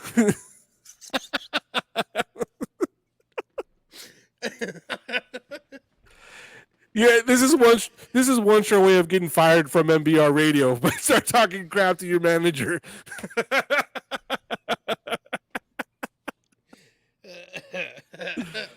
Oh, why? You can't handle the heat? Don't come into the kitchen, bro. Hey, you guys are really terrible at this layout presentation. We definitely need to work on it. Well, first of all, sir, you're the one that set it up this way. So I was gonna say I ain't touched the layout. Mm-hmm. I just try to put everybody there so everybody can be seen, but nobody wanted to be seen today for whatever reason. So, hey, Caesar, what was your MOS in the military? What did you do? Which time? So I did active duty Navy. I was active duty Navy from 2000 to 2004. I was an ABH, okay. ABH3, which is an aviation boat system handler. I was a yellow shirt on, it was blue shirt, but then a yellow shirt on a carrier, an aircraft carrier. That was my active duty time. When I got out, went back to school, and then I went back into the Guard, into the Army. It started out as a 42 Alpha, which is a admin, a human resources admin. And then that MOS went away in the unit, and I didn't want to leave the unit, so they reclassed me to 13 Romeo, which is radar. And that's how I started doing it. So, yeah, I liked it. So that's why you got to work with the fisters and all that. I was kind of curious if you were if you were an artillery guy or I am. But yep, I'm artillery. So you are an artillery guy. I am artillery. Yep, field artillery. Yeah, so you got to play. The king of battle. I was in an FA I was in 329 with 4th ID. When we deployed, we fell under the 4th ID, and my job actually, I worked in the CJOC, which is a combined joint operations center, which is basically where the 2-star was. I worked for division, so I actually fell under the 4th ID. Which deployment? OIF or OEF 1314. Oh, okay. So I was with 4th ID in OIF 1. Oh, yeah, no, 2, I was 3 and 4. I was OEF. They kept adding to it. Oh yeah, I was OEF 1314. So yeah, I was in CAF, Kandahar Air Force or Airfield. Sorry, Kandahar Airfield. So yeah, that's where I was. Yeah, sure did. I actually ended up going to like a different FOBs, like flying around. It wasn't until I actually was a contractor that I actually ended up going to like around Afghanistan. I spent a lot of time in Jalalabad, JBAD, and then I spent a lot of time in Bagram, obviously, because that's where our home base was, and that's where I worked at. When I was there, I was at JBAD for a little bit. We were attached with the Ranger unit, and then we went to Cornwall Valley before they shut Cornwall Valley down. Mm. That was our last. We were there to help them pull everybody out of there. Yeah. So you want to hear a cool story about it though? Like when I was actually a contractor in Bagram, in Bath, I was still in the military, but I was out pretty much because I was already contracting and everything. So I didn't really at that time. I was like my unit was being the last unit I was in. It was being difficult with me because I was deployed so much. And like, oh, you got to come to drill. I was like, how am I gonna fly in a drill out of Afghanistan. You're retarded. Sorry. So the government liaison, the government guy that actually ran the program I was in, his name was Jeff. Didn't think anything of it, right? Didn't put two and two together. So his name was Jeff. I was seeing him work out because we were in, the warehouse we were in. There was a little like a small gym, and then we go in there and work out. I didn't work out. I was just smoking cigars most of the time. And so my buddy Matt that I mentioned earlier that gave my wife the drink, he was out there with me. We were there out there for 7 months, and all together anyway. But he Jeff would come in and he's like, "Hey, what's up, young man?" I was like, "Hey, what's going on, Jeff?" And I didn't get to know. I mean, I knew of Jeff. I didn't really get to know him until we actually left. He and I left on the same flight out of Afghanistan. Right after around COVID time. So like they were getting everybody that had medical issues that were not cleared or whatever, and they're like a high risk. They were getting everybody out of Afghanistan. So so I was one of those that they sent me out. And Jeff's like, "Nah, I'm done." He's like, "I'm going back. He's like, "I got another job and I'm actually going to Japan." I was like, "Ah, cool." So then he starts telling me, we get to Dulles, and we had a layover for both of our flights. And we're sitting there, and like I think the only thing that was open was I think it was Chick-fil-A was the only thing that was open. So we ended up like having Chick-fil-A and having the spicy chicken and everything. And he starts telling me about his life. He's like, "Yeah, so I'm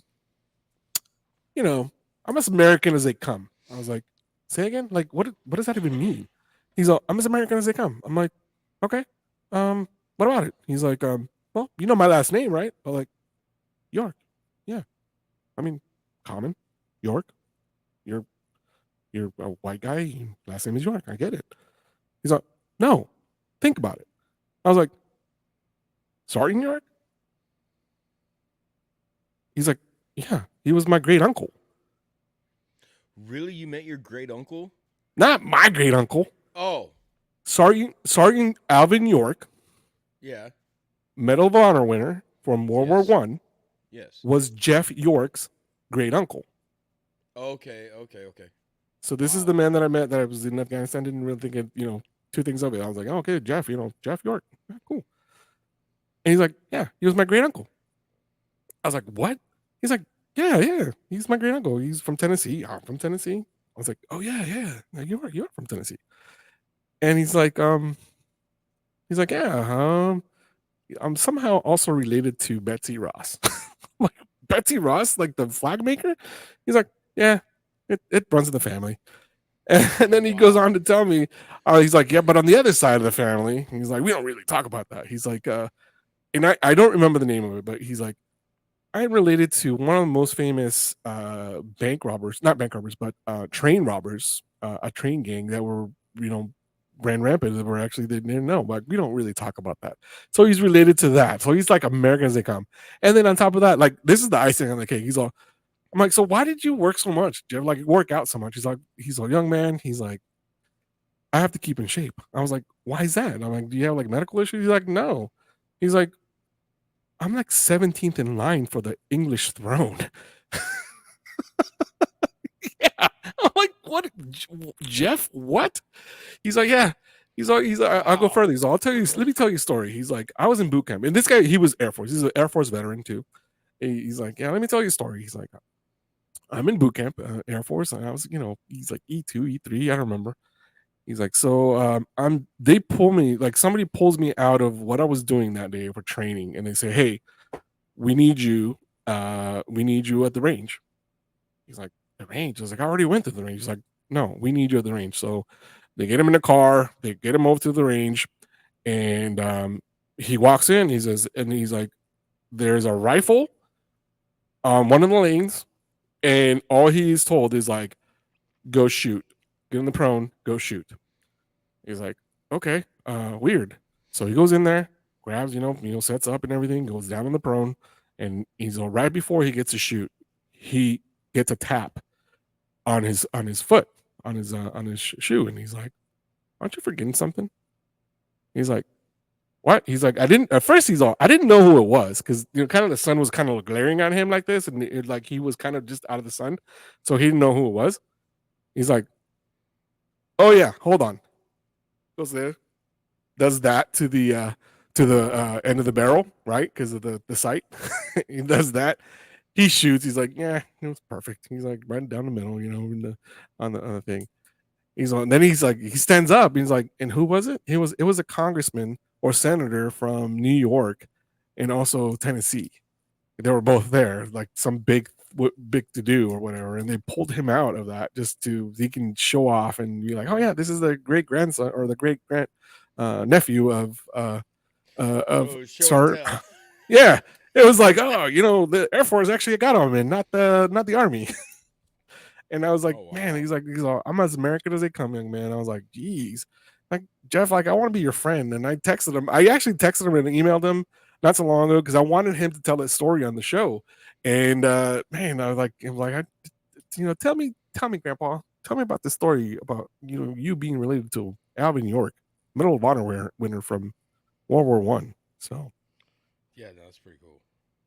Yeah, that's really cool.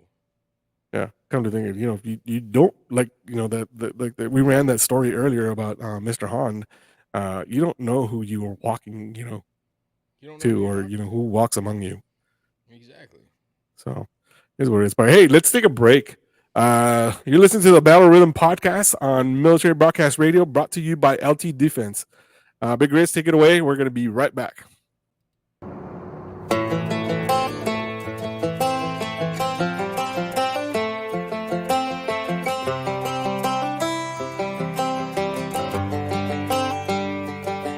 It's the guts and it's the glory. 100 stripes, 100 stories. It's the Pledge of Allegiance on the 4th of July. It's them handwritten letters from home. It's them sleepless nights alone. It's his newborn baby he left with his wife. Mr. Red, White, and Blue, lay down, here's the line. Mr. Red, White, and Blue, for these stars and stripes. Hey,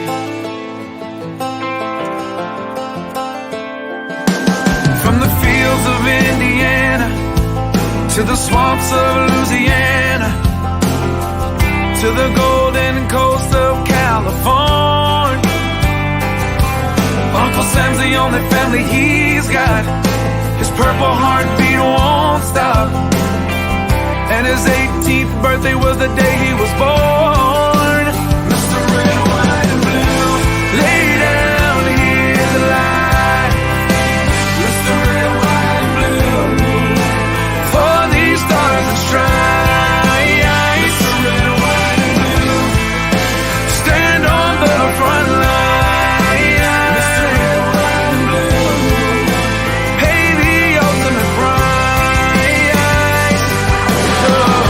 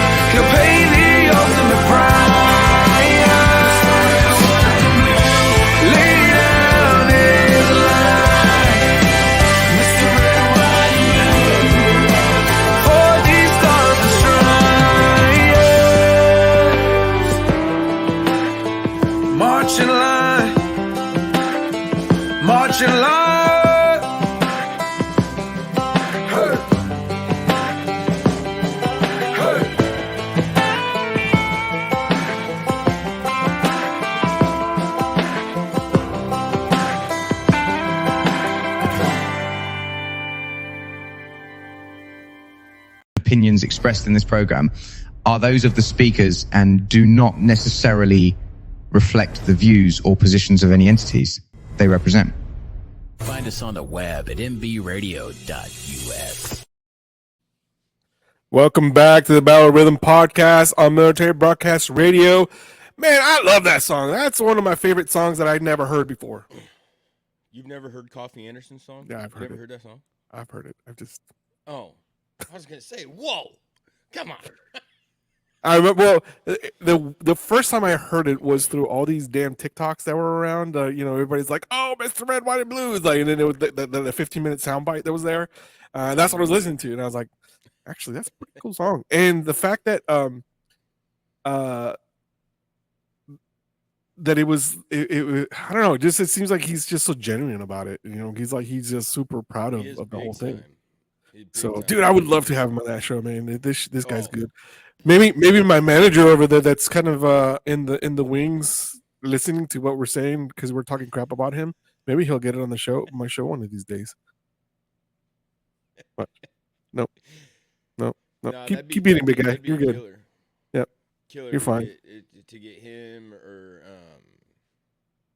I mean, there's a few that I would love to talk to. There's a lot of up and comers coming up. I mean, obviously like Lauren Rose, but there's other ones that I've been messaging, trying to get in touch with them to get them on a show just because I love their music. Yeah. So, City of Sherman, where I live, they have summer nights concerts, right? Every Thursday night. So I actually emailed the who are they? The people that actually, the entertainment people that actually book them and all that stuff. Mm-hmm. And I emailed them. I was like, "Hey, I would love to interview a couple of people because they have some big names that are here. Like Don Felder is going to be here opening up the series. You know who Don Felder is? I do not. Do you know who the Eagles are? I do. Do you know that song Hotel California? I sure do. Do you know that big, like the super memorable solo, the guitar solo that is played? I sure do. That is him, sir. Well, that's who plays it. Okay, then. Yeah. I did not know his name, though. Well, you better know his name, damn it. Well, Don Felder's going to be here. And then they also have Easton Corbin is going to be here. Yeah, I've heard. I like his music. Yep, he's good. He's good stuff. So, and then also the Beach Boys are going to be here on July 4th. Are you serious? I swear to God, the Beach Boys. And I have an in, sir. So I'm actually going to get to meet the Beach Boys. Oh, really? No, not really. That'd be really cool if you got to, though, especially if you can get an interview with them. Well, that's what I was trying to do. They're like, well, I don't know if they're going to do, interviews or anything like that. But okay, so the Beach Boys, I mean, I've heard, they're from California. I grew up in California. The Beach Boys are synonymous, for California.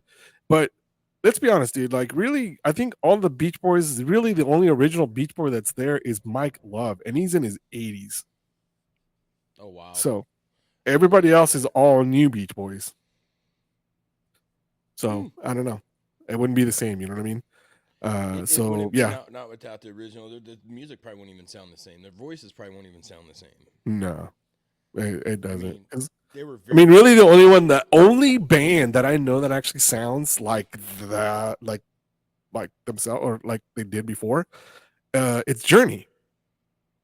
Because the lead singer is a Filipino guy, and Steve Perry is no longer with Journey. Steve Perry, the Filipino guy, I don't remember his name. I think his last name is Torres. I think. Anyway, but he sounds literally just like Steve Perry. Really? Yeah. That's pretty cool.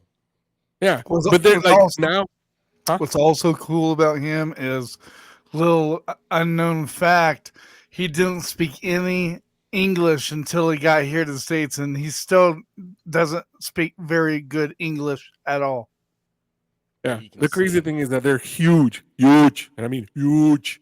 Hold on. They're huge in the Philippines. Echo.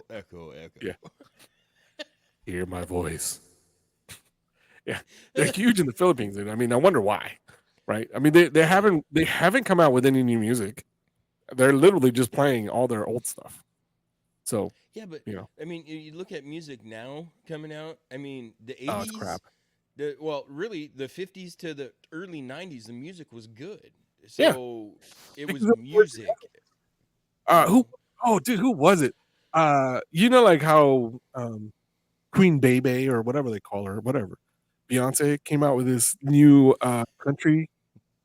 I heard, but I haven't heard the song. Right? They interviewed an actual country person and like, I ain't getting involved with that crap. He's like, no. I have a song that I want to play for you guys. Oh, here we go.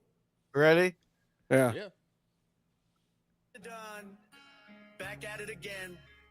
This time, Trump the Don. Back at it again. This time in a country rap song. Shout out High Res. God bless the USA. Stop sending billions to Ukraine. Put America first for a change. When they fail, I'm the one that they blame. I only ran for president cause I had one thing on my mind. To make the country better than it's ever been, but you got Biden's lies. And if you love the country, then we're on the same side. I got that for America, I got American pride. They tried to kick me out the White House. Next year, that's my house. FAFO, around it. Back at it again. This time. FAFO. Oh, that's. Do I have it here? No, I don't have my FAFO hat. I'll wear it next time. I have a FAFO hat. That's funny. Oh my god. That's too much. I had to share that. I am on the fence. I don't care about either one of them. So I don't have a thing. But if something's funny, I'm going to play it. I'm going to share it. It doesn't matter if you're a Republican or a Democratic. Don't matter. If it's funny, I'm going to share it. Well, yeah. I mean, it's the lesser of two evils. It's the lesser of two evils. And for Which me, STD do I want? Do I want Tweedledee or Tweedledum? Well, I mean, like Caesar, like you said, it's the lesser of two evils, and people, I stay out of politics. I don't like getting into it because a lot of people, you don't believe the same. Me and H actually had this conversation yesterday, but which one's for America and which one's for the America that you want? That's what people got to look at, in my opinion. Do you want? You also have to put into this in consideration is which and you know this as being a veteran radio, that who is for the veteran, and to me 45 has been more for the veteran than the current, hands down, big time.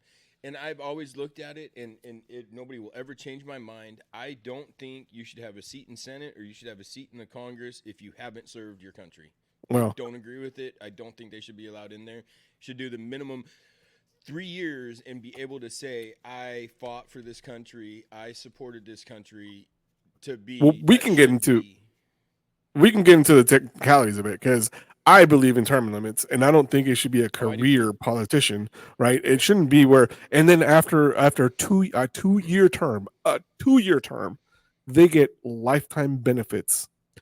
And how is it that after a 4 year term, me as a veteran don't get that? Yeah, how come I did 12 years and I don't get? I mean, I get VA. I don't get help from anything else. That's just, you're right. Term limits are a must.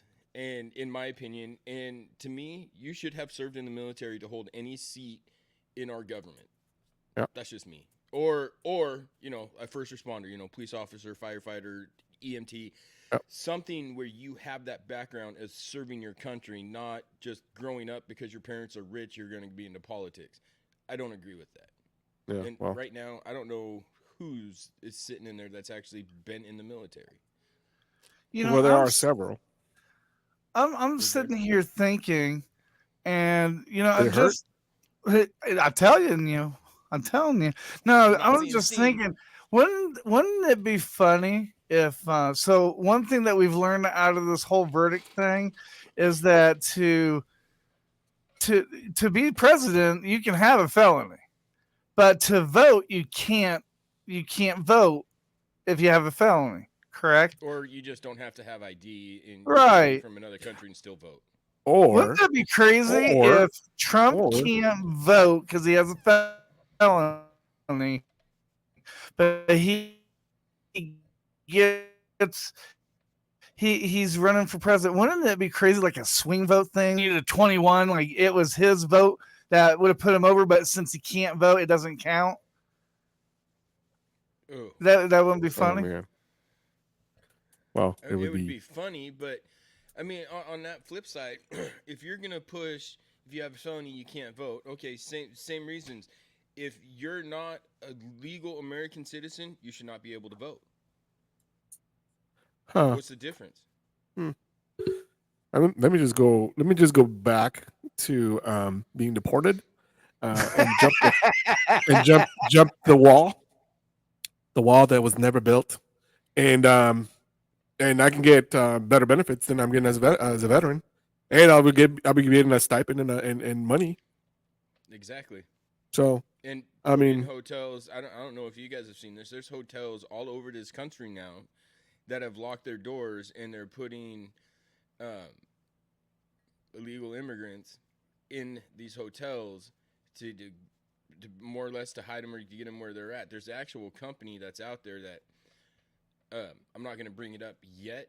I'm in the process of getting names together to do this, but there is a company that is forcing veterans and American citizens by raising their mortgage, their electrical, because it's a big company, has a bunch of shell companies under them, and they're forcing people out of there. Then they're buying the foreclosed house and putting legal immigrants in it, and then turn around and getting paid from our wonderful administration that said anybody that houses an immigrant or an illegal immigrant gets so much money a month. So this company is legit pushing people out of it, filling it up with illegal immigrants, and getting paid from the government to do that. That's wrong. Wow, I know the company, but I gotta get more people willing to voice their opinions on it before I decide to say something and bring it up. Yeah, I've looked into it. It's a legit thing. It's a real thing, but it's getting people that aren't afraid to talk, and that is to get their voices out. That's the hard part, is getting people ready for that.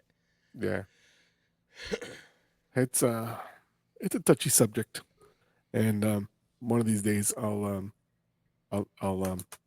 have to actually embrace it and actually just go with it, because as a veteran, that we laid our lives out there for that, and our own safety, and leaving our families behind, and a lot of times leaving our comrades behind that never came home. It's kind of a slap in the face for us, because if you need to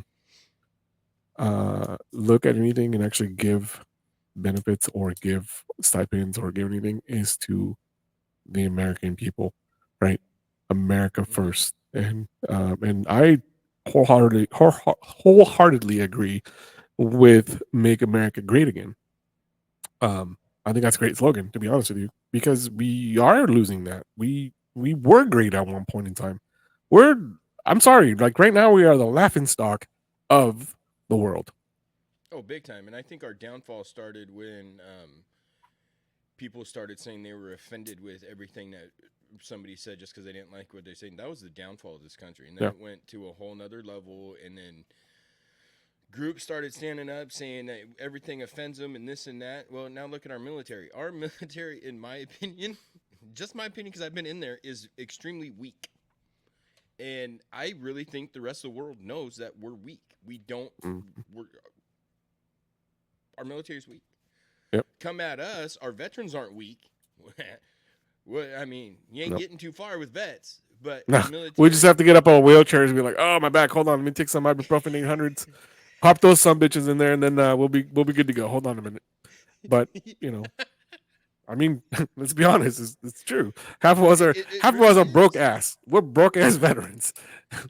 I mean, We're physically, mentally, broke ass anything. veterans that have a vendetta to want to protect this country. That's what we swore to the Constitution for. That's why we raised our right hand when we actually went in there. You know, all enemies, foreign and domestic. And it meant it has to mean something. It was personal to me, where nowadays, you know, these kids going in the military, I don't think it's personal to them. I don't think they believe what they're doing. I don't believe any of that. I that's why I think a lot of people, a lot of kids going in the military just want to go to school, just want to this. When I enlisted, I wanted to protect this country. I wanted to protect my family. I wanted to do all this kind of stuff. I just don't get that sense of urgency in these kids going in right now, that they don't believe what they're signing up to do. And in my opinion, I mean, I've talked to some young kids and they're like, oh, we're gonna enlist. I'm like, okay, cool, enlist, but be ready to know that in your term you're probably gonna go to another country. What? No, we're not gonna. You guys got to pay attention to all this stuff. It's not just you're gonna sign up and do a 9-to-5 job in the United States. It's not going to happen. You could possibly end up in war. You can end up in Korea. You can end up in Germany. You can end up in Australia. You can end up in all these different places. So get that mindset. You know, in the 90s, that mindset was there. We knew. Yeah. You know what I was told once, and obviously, you know, I was born in Mexico, and I came here when I was 11, and I'm a minority, obviously, right? Somebody said that I had to vote Democrat, and I said, "Excuse me, why do you say that?"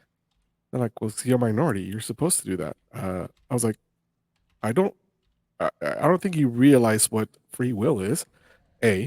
I don't think you realize what you're really talking about. You're very ignorant as to say, like, just because I fall in to a demographic, I am supposed to vote some way." I said, you don't know me enough to know what my values and my norms are, and you don't know what the hell I'm talking about. Like, you don't know what I stand for. I was like, do you see this American flag on my shoulder or on my arm? I was like, I have it on that too. So, bro. Oh yeah, and then I got my Aztec warrior right there. Hey, I got it all over the place. So then I said, you can't. This is what ignorance is. I told her, I said, you're very ignorant as to just to say or to think that just because I come from a demographic, I'm supposed to vote some way. I said, you don't know what I've been through. Yeah, my parents, my mom and dad, they were field workers in California. They were field workers. They picked the watermelon, the squash, the the pumpkins. They did all that during the summer. My dad did all that, and then during the winter he would do other stuff. I said, so I know what the struggle is. I was like, we never ended up going into government aid. We never got that because at that point we weren't citizens. We like my dad didn't become a citizen until like 96 when I graduated from high school, and so we didn't get any of those benefits or anything like that they're getting basically now just because they're coming in through the border. My point is that the ignorance of somebody to say that just because I belong to a demographic, I'm supposed to vote Democrat. Oh, Democrat are for the people. I'm like, really? They're for the people? I was like, you do realize that the Democrats have been pretty much dividing this country from the beginning. I'm like, and I told her facts. I was like, do you know that the Democrats were actually the ones that started the KKK? She's like, what? It's like, yeah. Look it up. The Democrats were the ones that actually started the KKK. I was like, and the Republicans were against slavery. Look it up. That's the funny thing is the Republicans were the Yankees. Yeah. The Democrats were the Confederates, but somehow that got swapped around, and I'm so confused. Yeah, and it's like, you don't know his. That's the one thing too. That like we don't do history like anybody else. Like we were very patriotic, but are you really patriotic? Because you apparently don't know your own history, right? We can't even go into into the South, and all these Confederate monuments that were there. They started tearing them down. I'm like, you guys are a bunch of idiots. We're tearing them down because you can't erase the past. It's a past. Don't repeat the past, but it's part of our past. It's part of our history. That's what made this country. That's why we had a civil war. That's basically by you tearing down those monuments, you're trying to erase a civil war. You're trying to erase a big chapter of this country. Huge. And the thing is so I don't understand. I really don't get tearing the statues down because, like you said, it is monuments to our history. It is what it is. Mm-hmm. And I will never understand the fact that these groups, for some reason, think these statues need to come down and this and that. Like, it's there for the memory of what happened and how we got past it. It's how it shaped this country. Well, what? Incoming? What? No, there's... Incoming. Sounds like a couple Blackhawks flying over my house. Oh, incoming. Did the sirens go off? Because I was about to go into the bunker. No, I can hear the the choppers. And I mean, I know what a Blackhawk sounds like, and they fly over us all the time. I just have heard them. Yeah, but anyway, that's my soapbox for today. I just know your facts, guys. I mean, we as veterans, we actually also need to do our own research as well, because there are so many issues that we have, and one way that you can change that is by joining organizations like the VFW, the DAV, the American Legion, and things like that, because by membership, that's how we're able to change things for veterans, not just one organization. It's for the entire veteran community. Get involved. That is what we need to do. Get involved, because if we don't get involved, guess what? Nothing's ever going to change. Nothing's ever going to change unless we get involved and we start, going into, I'm not saying go, house to house, be like, oh, hey, by the way, no, it's by you getting involved. That's how we get people more votes in Congress, more votes in DC, more representation there, because that's where the weeds are. That's really what everything happens, right? That people don't understand that. I don't understand why people don't want to get involved. I get it that you want to have your own privacy. I get it. Like, I'm tired of the bureaucracy and all this other stuff. Guess what? If you don't get involved, you're not going to be a voice. You're not going to be heard. You have all the complaints you want, but unless you get involved and start getting in the process, learning why it's not being changed, it's because, as Trump said it, there's a swamp, and if you don't start cleaning the swamp, and that's you going in, getting involved, getting stuff done, and getting involved, you're not going to change anything. And like Charlie Kirk, changed my mind. Mm-hmm. So yeah, I love that guy. That guy's great. I'm gonna try to get him on the podcast because he's good. He is. He's very well educated. So anyway, that's our show for the day. I have ran out of time. 2 hours have gone too fast. You know what, H? I'm gonna petition to get 4 hours next time, because I like being on the mic and I like making fun of you. Oh yeah, crickets, dude. Whatever. This guy. Oh, he's laughing. You just take him out. Give a boy a cookie, and he comes out with a bald head. Now you're 19 seconds after. Yeah, well, you know what? I know who's next. By the way, Big Grizz is next, and don't forget, he said, "Hey, and tell everyone to stay tuned in for my show with Lauren, please." So there you go. I'll tune into the Big Gear show. I'll be live in an hour, and I'll have Lauren Rose Thayer, an up and coming country singer, making her name on TikTok. I'll have her on there, and we will be talking about it. So stay tuned and look for it, please. Yep. Anyway, this has been the Battle Rhythm Podcast with Caesar. I was joined by Big Grizz. Thank you to Eddie Terry, who was one of our main guests today. H, thanks for popping your bald head in here. Appreciate it. Me love you long time. You're listening to the Military Broadcast Radio. giving veterans a voice. That's the show for today, everyone. Thanks for listening. We'll be back next week with an all-new show. And remember, you can listen to us again and again. The podcast of this radio show is available right after we go off the air tonight, anywhere that you can get your podcast episodes. And thanks for joining us today. I'd like to take a moment to talk about something close to my heart. Military Broadcast Radio is doing incredible work to support our veterans and bring their voices to the world. They rely on your generous donations and your dedicated volunteer hours to make it happen. I encourage you to consider supporting NBR in any way, form,